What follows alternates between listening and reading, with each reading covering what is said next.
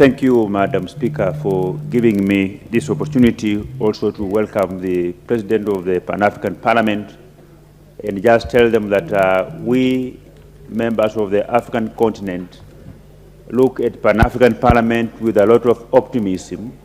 We will want to see seamless Africa, where people would cross our continent not being required to provide any visa, because we are one people, we are one continent.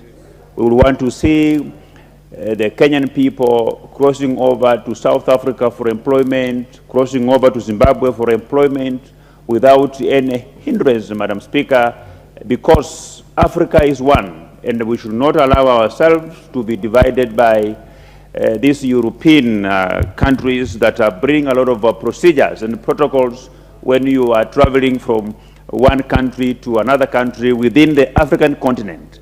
And the Pan-African Parliament must be also very instrumental to ensure that constituent parliaments adopts and implements whatever is resolved at Pan-African Parliament, so that it can be beneficial to each and every citizen of African countries. So I take this time to welcome them and wish them that they should not be in a hurry to go back to South Africa. They can visit Masai Mara, they can go to Kakamega and see the crying stone, or they can go to Bungoma and walk within the infamous caves of Mount Elgon.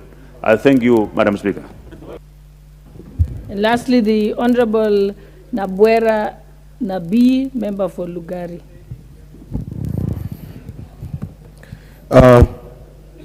Thank you, Madam Speaker. I want to add my voice to welcoming the President of the Pan-African Parliament.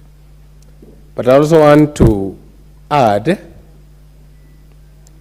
that we would like to look forward to an African continent that has one common language of business.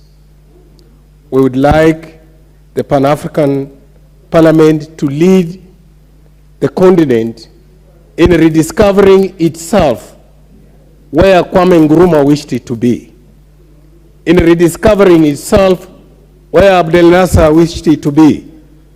I would like to ask the President that as he is in this country,